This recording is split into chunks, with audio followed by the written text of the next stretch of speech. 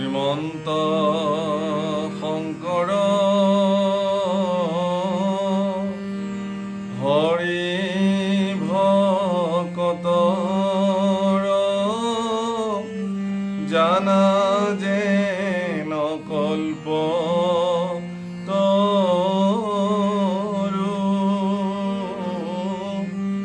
তাহান্ত বিনাই নাহি নাহি নাহি আমাৰ পৰম গুৰু ৰাম আমাৰ পৰম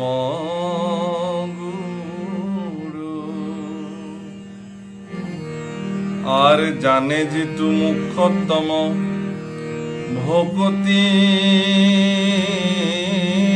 আমার ও আউর জানিবার বাঙ্কি ও নাথাকি তার হে রাম জিতু জনে অমৃত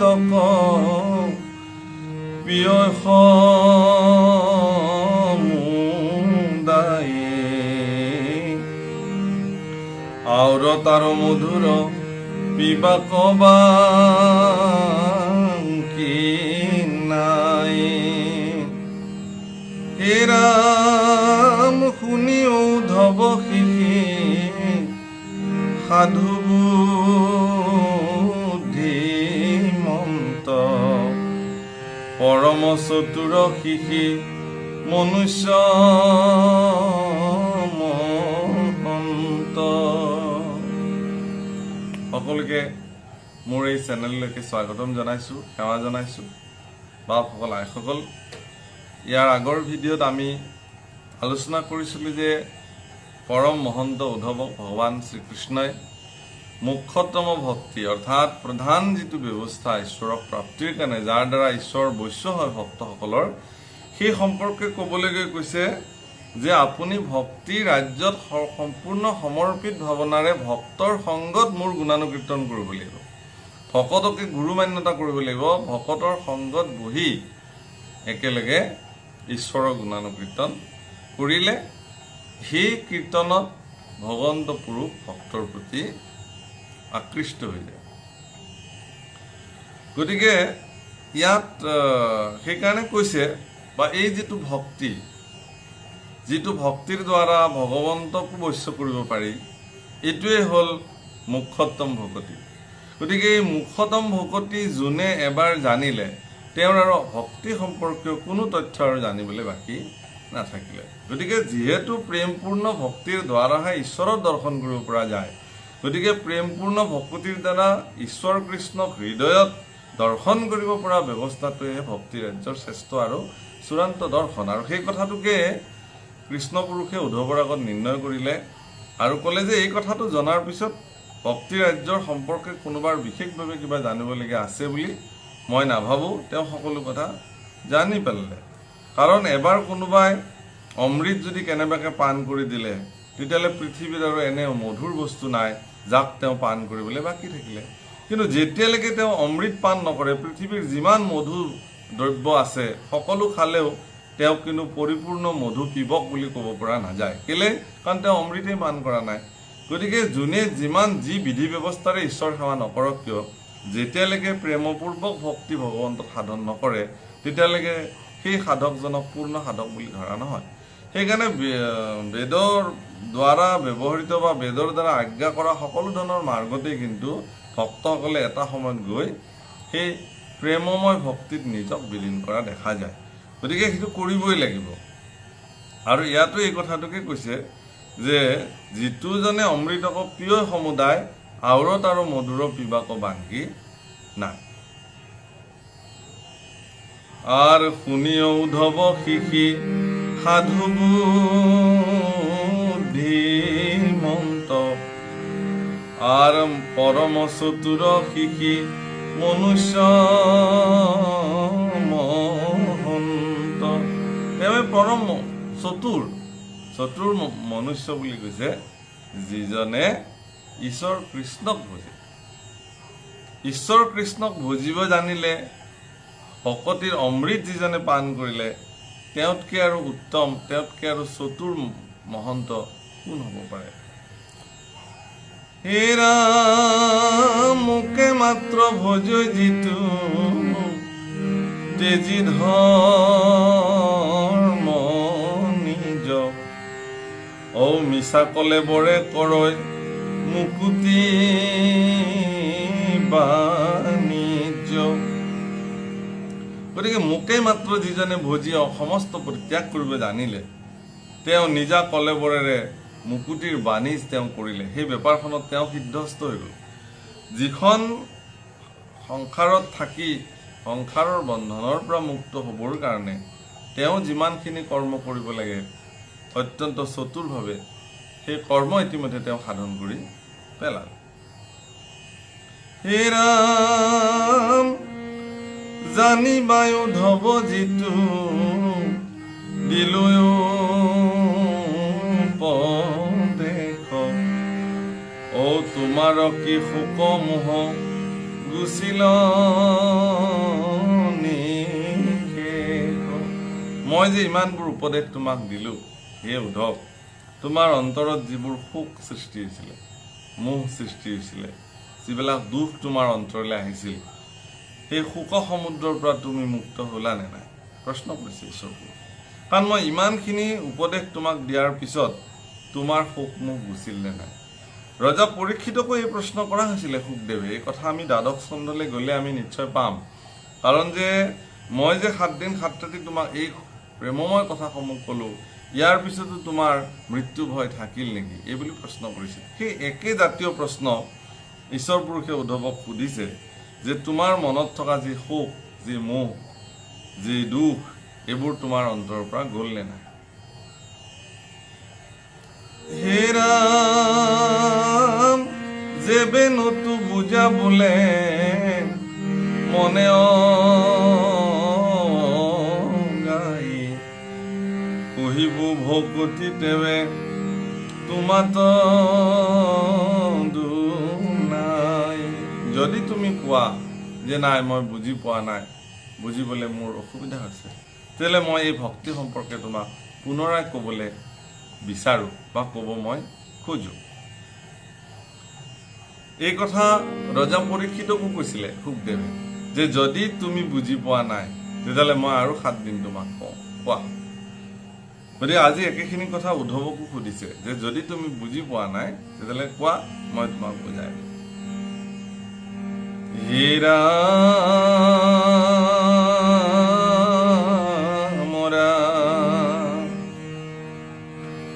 আর পরম ভকত তুমি মোর প্রিয়তম, নাহি মোর বান্ধব ভব তুমি সম।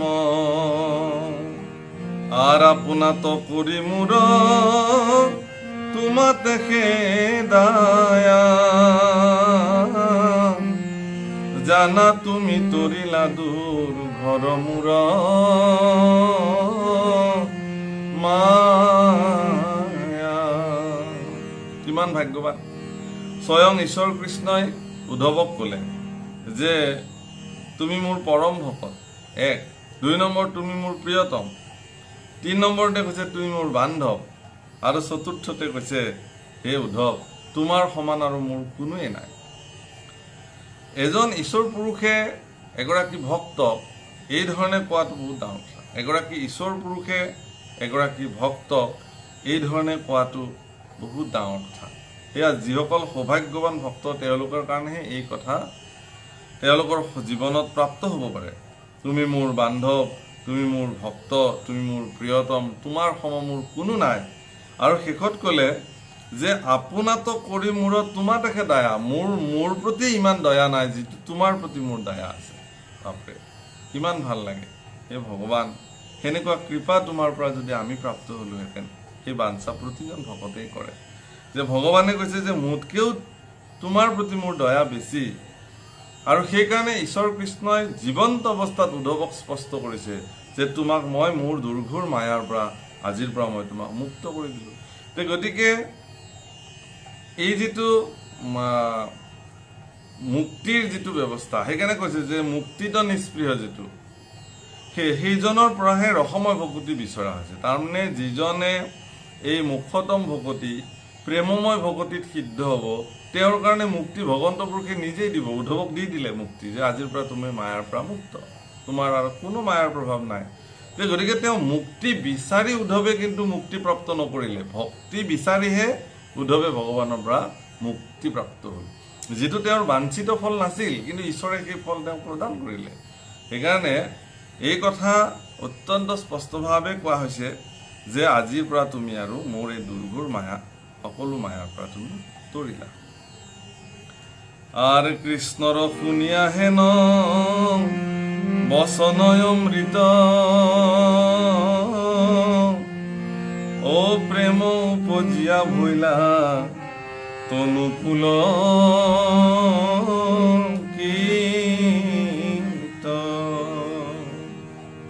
কৃষ্ণৰ পৰা এই বাণী শুনাৰ পিছত উদ্ধৱৰ মন প্ৰেমেৰে পুলকিত হৈ পৰিল। হে ভগৱান, তোমাৰ কৃপা, এই কথাত তেওঁ পুলকিত হৈ পৰিল। আর লুতকে বেঢ়িল কণ্ঠ নবজাই বাণী,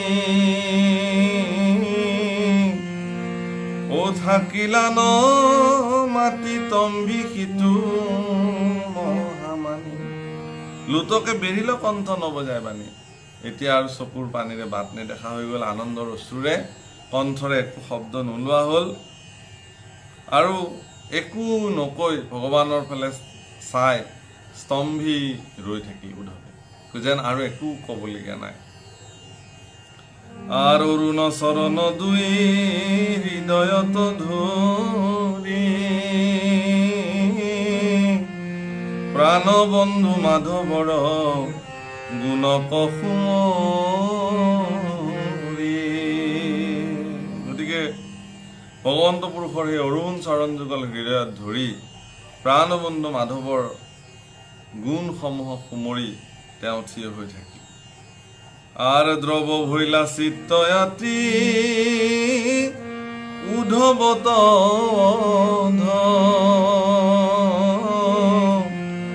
সকৰুণ ভাৱে ভৈলা কৃষ্ণ নিষৱ।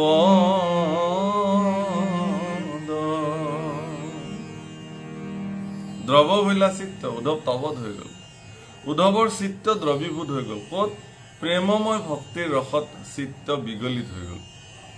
প্ৰভুসকল, দুটা শব্দৰ প্ৰায়োগিক ব্যৱহাৰ আছে। ভগৱানৰ ওচৰত যেতিয়া আপুনি সমৰ্পিত হ'ব, তেতিয়া আপোনাৰ মোৰ বুলিবলৈ আৰু একো নাথাকিব, সকলো ভগৱানৰ হৈ যায়। আপোনালোকে জানিব যে যেতিয়া ৰজা জৰভৰত মানে ঋষিৰ ভৰতৰ পিছৰ জন্ম, হৰিণ প্ৰাপ্তি, যেতিয়া হৰিণ হৈ গ'ল, হৰিণৰ পিছত আকৌ যিটো জন্ম পালে সেইটোক জৰভৰত বুলি কয়, কাৰণ তেওঁ উন্মাদৰ নিচিনাকৈ ঘূৰি ফুৰে।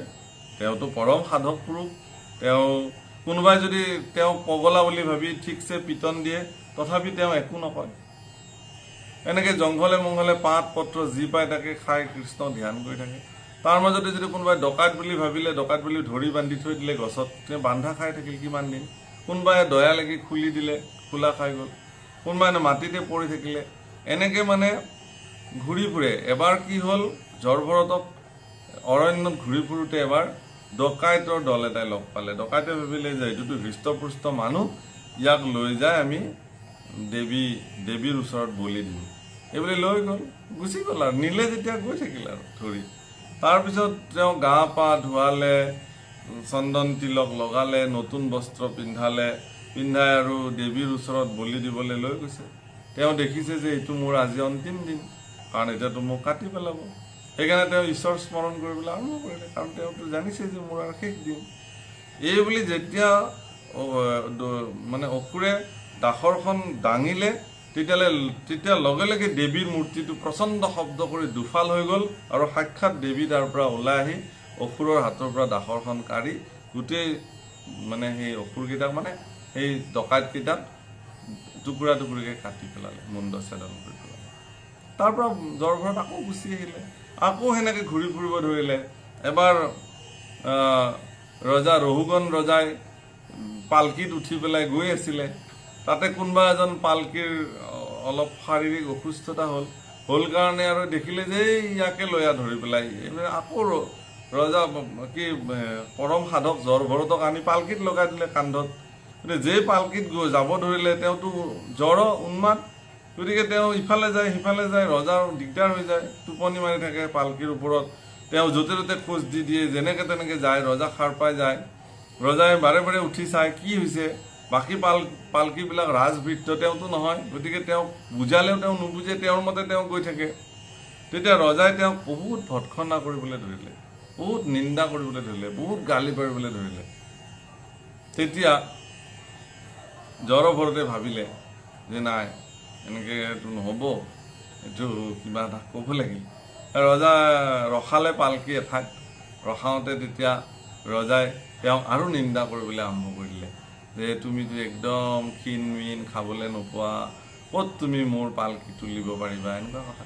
কিন্তু জৰভৰততো ক্ষীণ মিন নাছিলে, তেওঁ সুস্থ পুস্থ মানুহ আছিলে। গতিকে তেওঁক যে নিন্দা কৰিছে এইটো কথা তেওঁ বুজি পালে। তেতিয়া তেওঁক এনেকুৱা তাত্ত্বিক কথা এটা কৈ দিলে যে তুমিতো পৃথিৱী তত্ত্ব, তোমাৰ শৰীৰটো পৃথিৱী তত্ত্ব বোলে হয়। এই পালকিখন যে ধৰি আছে, যিকেইটা মানুহ কান্ধত লাগি আছে, এই পালকিখনতো পৃথিৱী তত্ত্ব। মানুহকেইটাই য'ত ভৰি তুলি আছে সেয়াওতো পৃথিৱীতে আছে। গতিকে পৃথিৱীৰ ভাৰ কেনেকৈ বহন কৰিব? তেতিয়া ৰহুগণে ভাবিলে, বাহ ডাঙৰ কথা, এইজনকতো মই সাধাৰণ মানুহ বুলি ভাবিছিলোঁ, কিন্তু এওঁতো মহাপণ্ডিত ওলাল। তেতিয়া তেওঁ ভালকৈ অনুধাৱন কৰিলে, কৰি দেখিলে যে তেতিয়া ৰহুগণে তেওঁৰ চৰণত পৰি মানে প্ৰাৰ্থনা কৰিবলৈ ধৰিলে যে মই একোৱেই ভয় নকৰোঁ, মই শিৱকো ভয় নকৰোঁ, ব্ৰহ্মাকো ভয় নকৰোঁ, কাকোৱে ভয় নকৰোঁ, কিন্তু মই তোমাৰ দৰে মহাত্মাসকলৰ অপৰাধ কৰিছোঁ বুলি সেইটোত মোৰ বহুত ভয়। গতিকে কেনেবাকৈ মই তোমাৰ অপৰাধ কৰিলোঁ, তোমাৰ দৰে মহাত্মাক, গতিকে মোক তুমি ক্ষমা কৰি দিয়া। তো বহুত কথা পাতিলে, তেওঁ যুক্তি দিলে। তেওঁ এটা এনেকুৱা যুক্তি দিলে ৰহুগণে যে আমি যেতিয়া ভাত বনালে চৌকাত পাত্ৰটো তুলি দিওঁ, তলত জুই দিওঁ, পানী দিওঁ, তাতে চাউলকেইটা দিওঁ। গতিকে অগ্নিৰ যিটো শক্তি, অগ্নিতত্ত্ব, সেই অগ্নিতত্ত্বটো পাত্ৰটোত যায়, পাত্ৰটোত গৰম হৈ যোৱাৰ লগে লগে অগ্নিতত্ত্ব পাত্ৰটোত সোমালে। এবাৰ পাত্ৰটো গৰম হোৱাৰ লগে লগে পানীখিনি গৰম হৈ গ'ল, পানীখিনি গৰম হোৱাৰ লগে লগে পানীত অগ্নিতত্ত্বটো গ'ল, পানীত অগ্নিতত্ত্বটো যেতিয়া গ'ল, সেই পানীত থকা চাউলখিনি এবাৰ গলিবলৈ আৰম্ভ কৰিলে। গতিকে এই ধৰণে আমাৰো এই শৰীৰত হোৱা প্ৰত্যেকটো দুখ বেদনা সেইবোৰ আত্মাই পাবনে নাপাব, কাৰণ শৰীৰটোতেতো আত্মাটো থাকে। তেতিয়া জৰভৰতে ক'লে যে হে মহাৰাজ, একেলগে 10 কিলো চাউল ৰান্ধি থাকোঁতে সেই গোটেই চাউলকেইটা সিজিছেনে নাই, এটা চাউল টিপিলে গম পোৱা যায় যে চাউলকেইটা গোটেইকেইটা সিজিছে। কিন্তু সেই পদ্ধতিটো সকলোৰে ক্ষেত্ৰত প্ৰযোজ্য নহয়। একেলগে এটা শ্ৰেণীকোঠাত যদি 100জন ছাত্ৰ ছাত্ৰী আছে, মই এটা ছাত্ৰক সুধিলোঁ যে এইটো প্ৰশ্নৰ উত্তৰ দিয়াচোন, সেই ছাত্ৰজনে যদি উত্তৰটো দিব নোৱাৰে, মই ধৰি ল'ব নোৱাৰোঁ যে এই গোটেই ছাত্ৰবিলাক মূৰ্খ বুলি। সেই পদ্ধতিটো তাত মানে এটা ছাত্ৰক মই টিপি চালোঁ, বাকীকেইটা গমেই পাই গ'লোঁ যে এইবোৰ গোটেই মূৰ্খ, সেই সূত্ৰটো তাতে নাখাতে। তেওঁ কৈছে যে অগ্নিতত্ত্বটো পাত্ৰলৈ গুচি গ'ল, ঠিক আছে, সেই পাত্ৰৰ অগ্নিতত্ত্ব জলত প্ৰৱেশ কৰিলে, সি জলতত্ত্বৰ পৰা গৈ সি অগ্নিতত্ত্ব হ'ল। সেই অগ্নিতত্ত্বত থকা তণ্ডুলখিনি, চাউলখিনি সি গলিবলৈ আৰম্ভ কৰিলে। কিন্তু চাউলৰ সলনি তাতে যদি এক টুকুৰ শিল দি থৈ দিয়ে, কিমান খৰি দি সিজাই থাকক, শিলটো গলিবলৈ। সি যিমান অগ্নিতত্ত্বত নাপাওক কিয় সি শিল কেতিয়াও গলি নাযায়। অৰ্থাৎ আত্মাও তেনেকুৱা, তাৰমানে শিলটো নিৰ্বিকাৰ, সেইকাৰণে তাক অগ্নিতত্ত্বই তাক গলাব নোৱাৰিলে। চাউলটো নিৰ্বিকাৰ নহয়, চাউলটো বিকাৰগ্ৰস্ত। আমাৰ এই শৰীৰটো বিকাৰগ্ৰস্ত, সেইকাৰণে ইয়াত সংসাৰৰ যিবিলাক মায়া মোহ, সংসাৰৰ যিমানবিলাক প্ৰভাৱ, কালৰ প্ৰভাৱ, মায়াৰ প্ৰভাৱ এই শৰীৰত পৰে, কাৰণ এই শৰীৰটো বিকাৰগ্ৰস্ত, ভংগুৰ, ক্ষণভংগুৰ। কিন্তু শৰীৰৰ ভিতৰত থকা যিটো আত্মা, সেই আত্মা নিৰ্বিকাৰ, সি বিকাৰগ্ৰস্ত নহয়। গতিকে শৰীৰৰ যিমান তাত্ত্বিক যিবিলাক প্ৰভাৱ সেইবিলাক তাত নপৰে। গতিকে এনেকুৱা ধৰণৰ খুব তাত্ত্বিক কথা, এইবোৰ বহুত বিস্তৃত কথা ভাগৱত শাস্ত্ৰত বৰ্ণনা হৈ আছে। সেই কথাবিলাক পাতিছে ৰহুগণে, তেওঁক মানে গুৰু মান্যতা কৰিছে, তাৰ পৰা জৰভৰত গুচি গৈছে। এইবিলাক বৰ বেলেগ ধৰণৰ কথা। মূল কথাটো হৈছে কি যে কৃষ্ণইও উদ্ধৱক এই কথাটোকে বুজাব গ'ল, যিটো কথা পৰীক্ষিতকো কৈছে যে তুমি যদি বুজি পোৱা নাই তেতিয়াহ'লে কোৱা, মই আৰু 7 দিন কওঁ। উদ্ধৱকো কৈছে যে তুমি যদি বুজি পোৱা নাই তেতিয়াহ'লে মই তোমাক আকৌ কওঁ। কিন্তু দেখিলে যে উদ্ধৱৰ দ্ৰৱ চিত্ত বৈলা, অৰ্থাৎ মোৰ যদি মোৰ হৃদয়খন কিন্তু পাষাণ নহয়, সি নিৰ্বিকাৰ নহয়, সি বিকাৰগ্ৰস্ত, সি গলিব। কেনেকৈ গলিব? প্ৰেমৰ মই ভক্তি ৰসত হৃদয় বিগলিত হোক। যদি কাৰোবাৰ হৃদয় বিগলিত নহয়, প্ৰেমময় ভক্তি ৰসত যদি কাৰোবাৰ হৃদয় বিগলিত নহয়, সি পাষাণ হৃদয়ৰ মানুহ। পাষাণ হৃদয়ৰ মানুহৰ কথা আৰু ক'ব নালাগে, পাষাণ বুলি ক'লে মানুহ বুজি পায়। মোৰ ভাগৱত শুনাৰ পিছতো কিছুমান এনেকুৱা ধৰণৰ অনৰ্থক প্ৰশ্ন মোৰ ইয়াতে আহিছে, যিবোৰ প্ৰশ্ন দেখি মই আজি ৰাতিপুৱা হাইৰাণ হৈ গৈছোঁ নিজৰ, যে এচাম মানুহে আচলতে এই কৃষ্ণ কথা শুনিছে খুব আত্মিক উপলব্ধি কৰি পেলাই কৃষ্ণ ভক্তিত বিলীন হ'বৰ কাৰণে। মোৰ উদ্দেশ্য এইটো নহয় যে মোৰ কিবা যশস্য খ্যাতিক মই বিস্তাৰ কৰিবৰ কাৰণে মই ইয়াত কৃষ্ণ কথা কৈ আছোঁ। মোৰ এটাই উদ্দেশ্য, এইটো হ'ল কি যে এই কৃষ্ণ কথাই, ভাগৱতে যি কথা কৈছে, এই কৃষ্ণ কথাই আপোনালোকৰ হৃদয়ত থিতাপি লওক আৰু আপোনালোকক ভক্তিমন্ত কৰি তোলক। প্ৰেমৰ সমুদ্ৰত আপোনালোকে অৱগাহন কৰক, আপোনালোকৰ হৃদয়বিলাক বিগলিত হৈ চিত্ত দ্ৰৱীভূত হওক। আজি এজনে প্ৰশ্ন কৰিছে যে অন্যান্য পন্থাসমূহত যিবিলাক মানে যাত্ৰা হয়, মূৰ্তি লৈ যাত্ৰা হয়, তাত আমি মহাপুৰুষা ধৰ্মৰ মানুহবিলাকে যাব পাৰিম নোৱাৰিম? মই ভাবোঁ ইয়াতকৈ আৰু ভয়ংকৰ মানে ঠেক চিন্তাৰ প্ৰশ্ন আৰু পৃথিৱীত একো হ'ব নোৱাৰে। মহাপুৰুষা ধৰ্মৰ আমি মানুহ হৈ কোনোবাই মূৰ্তি লৈ শোভাযাত্ৰা কৰিব, জগন্নাথ যি যাত্ৰাৰ কথা মই কৈছিলোঁ, তেওঁ প্ৰকাৰান্তৰে এই কথাটোকে সুধিছে। গতিকে এনেকুৱা ধৰণৰ প্ৰশ্নৰ উত্তৰ মই কেতিয়াও নিদিওঁ। প্ৰভুসকল মোক ক্ষমা কৰিব, মোৰ এইবিলাকত ক'বলৈ মোৰ ইমান ধৃষ্টতা মোৰ নাই। কোনোবাই ঈশ্বৰৰ মূৰ্তি লৈ শোভাযাত্ৰা কৰিব, তাত মই ভাগ ল'ব আপুনি পাৰিবনে নোৱাৰিব সিদ্ধান্ত দিয়াৰ গৰাকী মই এতিয়াও হোৱা নাই বুলি মোৰ এই যোগ্যতাটো মোৰ নাই। সেইটো আপোনাৰ নিজৰ বিবেচনাৰ কথা। কালি এগৰাকী ভক্তই ৰাতি মোলৈ ফোন কৰি কিনে কৈছে যে বাপ, আপুনি কেতিয়াবা আমাৰ অঞ্চলত যদি মাতো আপুনি আহিবনে ভাগৱত পাঠ কৰিবলৈ? মই যদি মাতে কেলৈ নাযাওঁ, ৰাইজৰ ওচৰলৈকে আমি যাওঁ।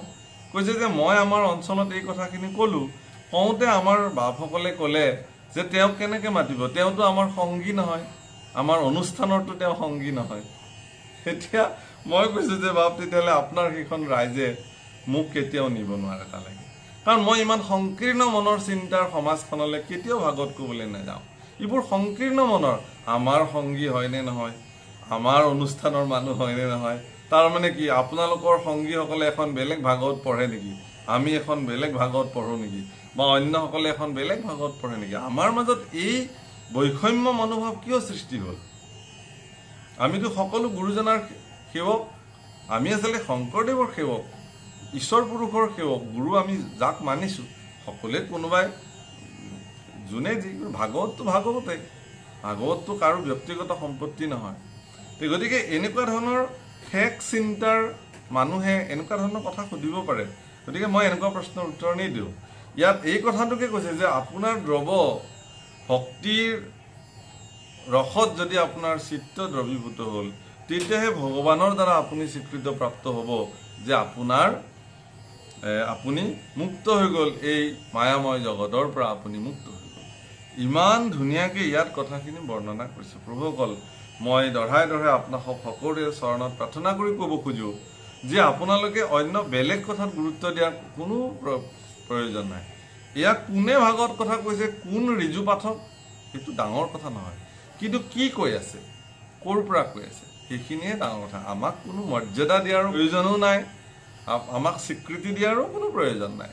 কৃষ্ণ কথাক স্বীকৃতি দিয়ক, কৃষ্ণক ভাগৱত কথাক শিৰত তুলি লৈ ভাগৱত কথাৰে জীৱন পৰিচালিত কৰি ধন্য হ'বৰ কাৰণে আপুনি যত্নপৰ হওক। এয়া মোৰ প্ৰাৰ্থনাহে আপোনালোকৰ প্ৰতি, আজ্ঞা দিবলৈও মোৰ শক্তি নাই। সেইকাৰণে ইয়াত এই কথাটো যে দ্ৰৱ ভৈলা চিত্ত আতি তবধ উদ্ধৱ, চিত্ত দ্ৰৱীভূত হৈ গ'ল। বিজ্ঞানৰ ভাষাত এগিলাচ পানীত যেতিয়া চেনি 1 চামুচ গুলি দিয়া হয়, ঘুটি দিয়া হয়, তেতিয়া সি চেনি পানী দ্ৰৱ হ'ব। তাতে 1 চামুচ বালি দি ঘুটি থাকিলে সি কেতিয়াও দ্ৰৱ, বালি পানীৰ দ্ৰৱ কেতিয়াও নহয়। বালি সি পাষাণৰ টুকুৰা, সি তলত গদগদকৈ পৰি থাকিব, চেনি নাথাকে পৰি, সি বিগলিত হৈ যাব। গতিকে আমাৰো যি বিগলিত কৰোণা আছে, সেই কৰোণাৰ দ্বাৰা চিত্তসমূহ বিগলিত হৈ যায়।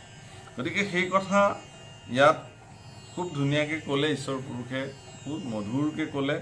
এতিয়া অকণমান উপদেশ প্ৰদান কৰিছে, আমি শুনো কি কৈছে। আৰ শুনা সাবধানে আৱে সবে সভাসদ,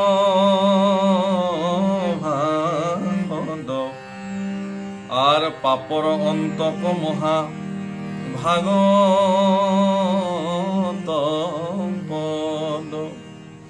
হে ৰাম ভাগ্যে ভৈলা আখিতু কলিত প্ৰচাৰ, শ্ৰৱণ মাত্ৰকে কৰৈ সংসাৰ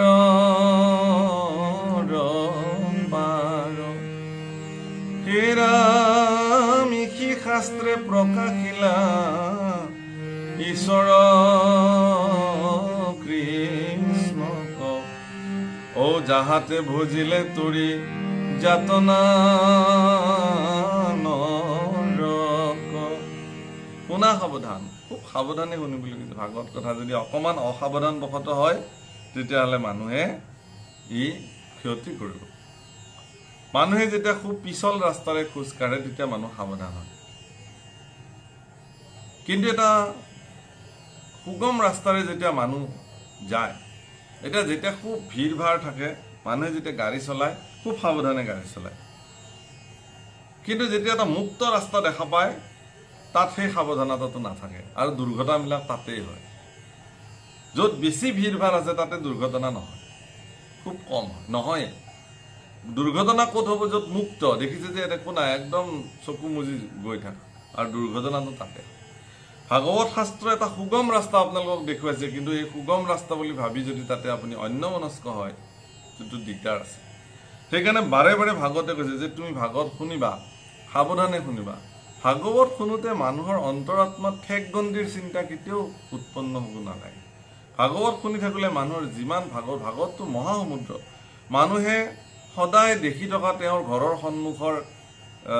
সন্মুখত বা বাৰীৰ পিছফালে দেখা অকণমান পানীৰ পুখুৰী এটা দেখোঁতে দেখোঁতে মানুহজনৰ জীৱনত যদি তেওঁ সেই পুখুৰীটোৱেই দেখি থাকে, তেওঁৰ একোৱেই দেখা নাই, নদীও দেখা নাই, একো দেখা নাই, তাহলে তেওঁ হয়তো মৰন্ত কালত এটাই সিদ্ধান্ত লৈ যাব পাৰে যে পৃথিৱীত সেইখিনিয়ে পানী, আমাৰ ঘৰৰ পিছফালে থকাখিনি আৰু নাই। কিন্তু সেই মানুহজনক যদি কিবা কথাত মৃত্যুৰ আগে আগে নি পেলাই যদি সাগৰৰ পাৰত বহাই দিয়া হয়, চাওকচোন এইখন সমুদ্ৰ, তেওঁ সিদিনাখন ভাবিব, বাহ ইমান পানী একেলগে থাকিব পাৰে নে? মইতো গোটেই জীৱনভৰ সেই আমাৰ বাৰিষা অলপ বেছি হয়, খৰালি হ'লে অলপ কমি যায়, সেইখিনি বুলি ভাবি আছিলোঁ, ইমান পানী থাকিব পাৰে নে জগতত? তো বহল সমুদ্ৰত তেওঁ সমুদ্ৰত যেতিয়া তেওঁ বহিলে, তেতিয়া তেওঁৰ কি হ'ল? অন্তৰখন, চিন্তাটো তেওঁৰ বহল হৈ গ'ল। ভাগৱত মহাসমুদ্ৰ, জ্ঞানৰ মহাসমুদ্ৰ, ভক্তিৰ মহাসমুদ্ৰ। ভাগৱত শাস্ত্ৰৰ সন্মুখত বহিলে, ভাগৱত শ্ৰৱণ কৰিলে মানুহৰ মানসিকতাটো ঠিক তেনেকৈ বহল হৈ যায়। গতিকে তাত সাৱধানে এই কথা শুনিব লাগে। কিয়? যে ভাগ্যে ভৈলা আখি ইটো কলিত প্ৰচাৰ, শ্ৰৱণ মাত্ৰকে কৰে সংসাৰৰ পাৰ। এই শাস্ত্ৰ সংসাৰৰ পাৰ কৰিব পৰা তত্ত্ব ইয়াত সন্নিৱিষ্ট হৈ আছে। ভাগৱত শাস্ত্ৰ পঢ়ি অন্য ধৰ্মক নিন্দা কৰা, ভাগৱত শাস্ত্ৰ পঢ়ি কাৰোবাক ভৎসনা কৰা, ভাগৱত শাস্ত্ৰৰ উদাহৰণ দিবলৈ গৈ অন্য ধৰ্মক কটু বাক্য কোৱা, ভাগৱত শাস্ত্ৰ পঢ়ি পেলাই অন্য ব্যৱস্থাক দুৰ্ঘোৰ সমালোচনা কৰা, এইবিলাক ভাগৱত শাস্ত্ৰৰ নিয়ম নহয়। ভাগৱত পাঠকে কেতিয়াও এনেকুৱা কথা ক'ব নোৱাৰে, নালাগে। ভাগৱত শাস্ত্ৰই কি কৈছে তাক কৈ আপুনি গোটেই জীৱন ক'লেও আপুনি শেষ কৰিব নোৱাৰে। আপোনাৰ এই যদি আপুনি 150 বছৰ 200 বছৰ 500 বছৰ পৃথিৱীত জীয়াই থাকে, আপুনি ভাগৱত কথা কৈ শেষ কৰিব নোৱাৰে। ইমান তথ্য আছে, ইমান তত্ত্ব আছে। গতিকে যি শাস্ত্ৰ পাৰাপাৰহীন মহাসমুদ্ৰ, সেই কথা কৈয়ে আপুনি শেষ কৰিব নোৱাৰে। সাগৰ সিঁচি আৰু কোনোবা দিনা পাৰ পাব পাৰে জানো? হীৰা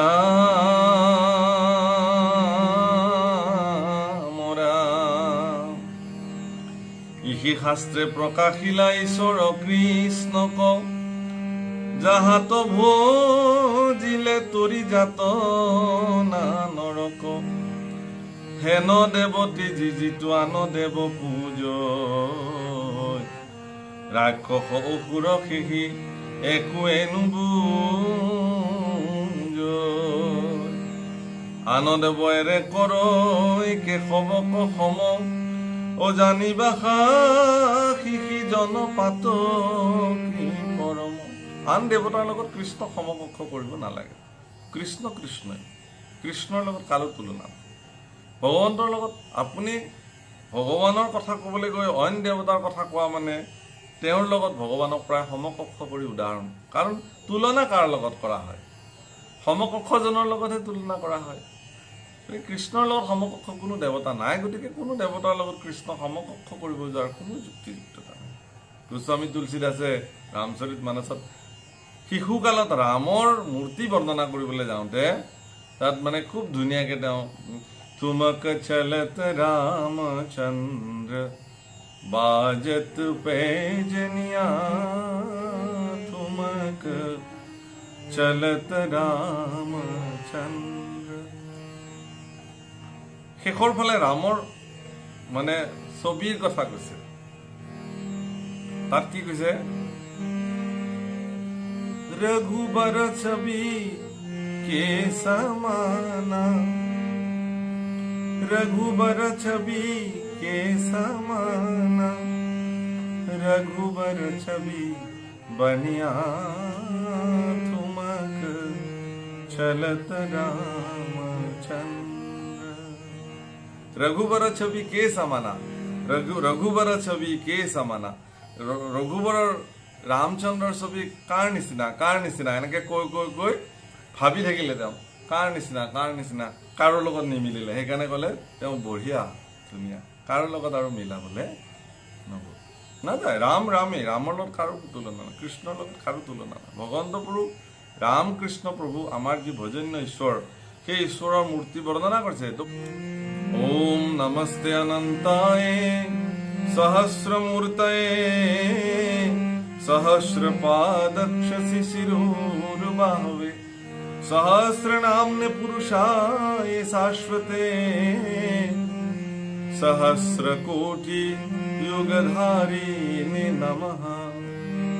सहस्र শিৰ, सहस्र পদ, सहस्र মুখ, सहस्र কৰ্ণ, सहस्र হস্ত, সে পৰমাত্মাৰ ছবি বৰ্ণনা কৰিছে। তাৰমানে জীৱ জগতত যিমান জীৱ আছে সেই সকলো মিলি পৰমাত্মা তাত বৰ্ণনা, মানে কাৰো লগত তাক তুলনা কৰা নাযায়। গতিকে অন্য দেৱতাৰ লগত কেশৱ সম কৰিব যোৱাটো উচিত কেতিয়াও নহয়। হীৰা মৰা আর অর্জুনত আর হইবে কবিস্থার কীত জন্মে জন্মে মরি, অর্জুনত গীতা তো কহিলা দেবহরি। এরাম জানিয়া কৃষ্ণ তো করা একান্ত ভকতি, বিনা জ্ঞানে কর্মে কৃষ্ণে সাধিবন্ত গতি।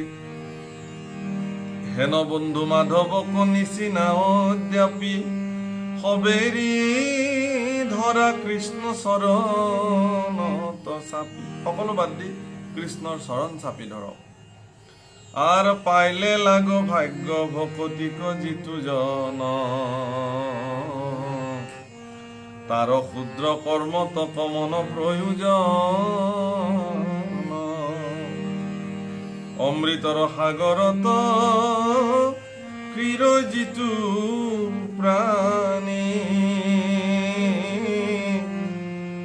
তাকৈ এৰি শিশিয়াৰ খাই খাৰ পানী।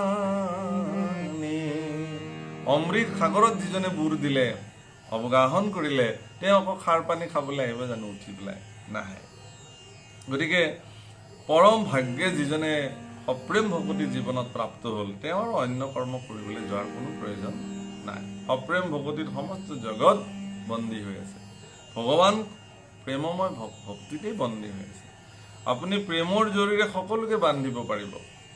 কিন্তু মানে হিটলাৰেতো বহুত যত্ন কৰিছিল, মানে ডিক্টেটৰ যিটো ব্যৱস্থাৰ দ্বাৰা একনায়কত্ববাদী, সকলোকে ভীতিগ্ৰস্ত কৰি বন্দুকৰ ভয়েৰে, মৃত্যুৰ ভাবুকেৰে। কিন্তু এটা সময়ত মানুহে মৃত্যুকো ভয় নকৰা হৈ গ'ল। নালাগে তুমি বৰ বেছি মাৰি পেলাবা, সেই বুলি তোমাৰ কথা শুনিম নেকি? তো হিটলাৰ ফেইলৰ হৈ গ'ল। কিন্তু প্ৰেমৰ বান্ধনেৰে আপুনি জগত শাসন কৰিব পাৰিব, যিটো প্ৰভু ভগৱন্তই ত্ৰিভুৱনক প্ৰেমৰ বান্ধনেৰে আজিও পৰিচালিত কৰি ৰাখিছে। আৰ জানিবাহা সমস্ত শাস্ত্ৰৰে ইখে মজ্জা, আন ধৰ্ম কিংকৰ নামেহে তাৰ ৰাজা। গতিকে এই শাস্ত্ৰৰ মজ্জা মানে সাৰ, আৰু আন সকলো ধৰ্মতকে হৰিনাম ধৰ্মক ৰজা ধৰ্ম বুলি প্ৰকাশ কৰিছে। ভাগৱত শাস্ত্ৰই প্ৰকাশ কৰিছে, উপদেশত মহাপুৰুষে প্ৰদান কৰিছে যে অত্যন্ত সুলভ, সহজ, সৰল, কোনো বেলেগ বিধি ব্যৱস্থাৰ প্ৰয়োজন নাই। কেৱল ঈশ্বৰৰ গুণানুকীৰ্তন কৰি ভগৱন্তক পাব পৰাৰ ব্যৱস্থাৰ কাৰণে ই অতি উত্তম ব্যৱস্থা বুলি শাস্ত্ৰই মান্যতা দিছে। গতিকে এই কথা আপোনাসৱৰ আগত বৰ্ণনা কৰিলোঁ। পৰৱৰ্তী ভিডিঅ'ত আমি বাকী কথা আলোচনা কৰিম। গতিকে ইয়াত হ'ব পৰা সকলো দোষাদোষৰ মাৰ্জনা বিচাৰিছোঁ আৰু শেষৰ পদফাকি গাই আজি অনুষ্ঠান সামৰিছোঁ।